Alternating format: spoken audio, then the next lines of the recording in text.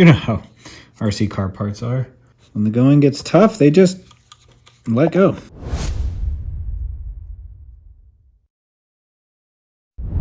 What is going on, everybody? Welcome back to Make Stuff Better. I'm having some trouble with my HBX. It's not an HBX, it's a WL Toys short course truck 12423. I think it's based on the 12428 buggy. Broke the rear drive shaft. It's kind of a silly way of putting it together. Check this out. What we're looking at, you have your U-joint here, U-joint there. They're not CV joints. If you want to come after me in the comments, it's totally fine. This piece slides in and out of that piece. But then inside of here, you see it looks like something broke off. Well, it did. These two little nubs were on either side of the hole in there, molded into this piece of plastic. They would interlock with the slit in here, and then it would make the other end of the shaft turn, and then this screw would go in from,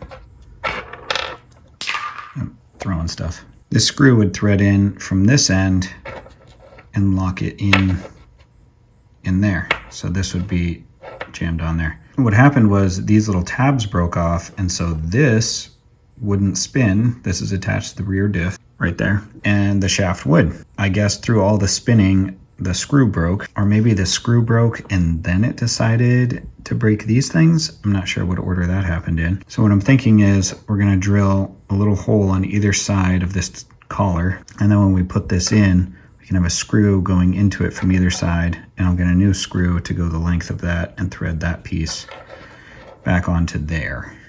That's what I'm thinking. You know what? I've got a new plan. These two pieces are just going to become one piece. I'll put the same holes in this that I said I was going to, basically through drill it, and then that will give the epoxy something to hold on to. I will rough up this side somehow, and that will give something for the epoxy to hang on to on this side. Maybe I'll use two screws. Maybe I'll do it exactly how I was going to. I'll just add epoxy. Let's see how this goes. So that's the longest screw I can find. What I'm gonna do is found a drill bit about the right size, so I'm gonna go in and drill this out further so that the screw can just sit further down into the shaft and still thread in there properly. And when you're drilling things like this, when you need a depth, I just wrap some tape around the drill bit, and when I get to the edge of the tape, I know that's my depth.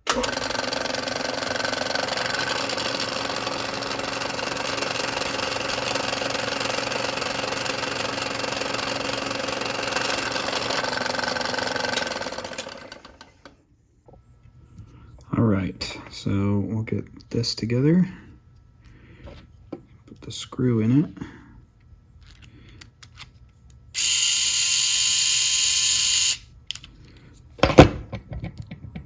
It worked. It's the right length now.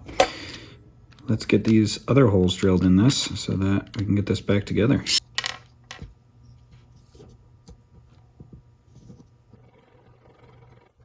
So that's all mixed up.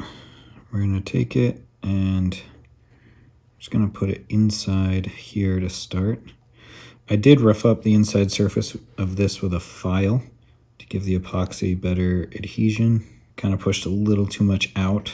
As you can see, I'm basically good there.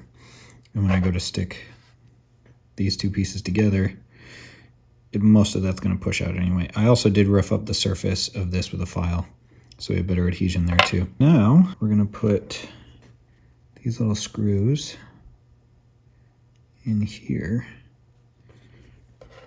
and get them ready. So we'll take these two pieces,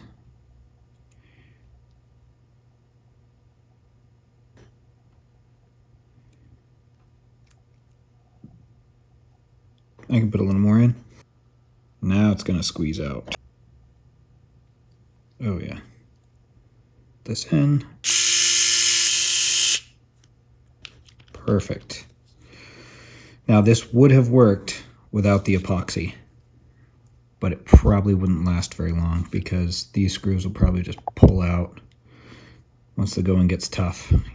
You know how RC car parts are.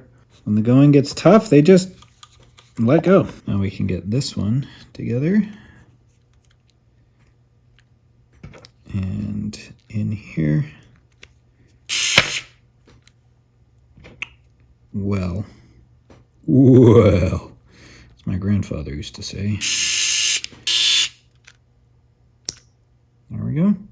And I think epoxy came from the inside here, out and around the head of the screw.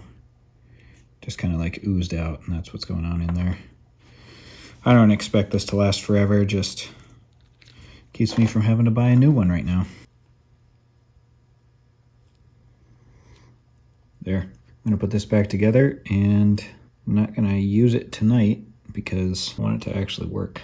And I have a feeling if we just start using it right away before the epoxy cures, we're in big trouble.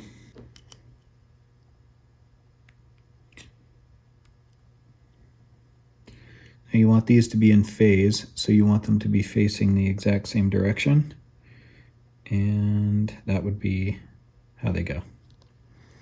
If they were true constant velocity joints, they wouldn't have to be in phase. Just turning the front wheel to get that spun around the right way, so we can get this in place. Put our set screws back in. Just going hand tight to get them set because they're set screws. No, because it's easier that way. Make sure everything lines up, and then you wind it down. But they had some sort of Loctite stuff on here, and it was a beast to get it loose. I actually had to heat this end of it to get it off.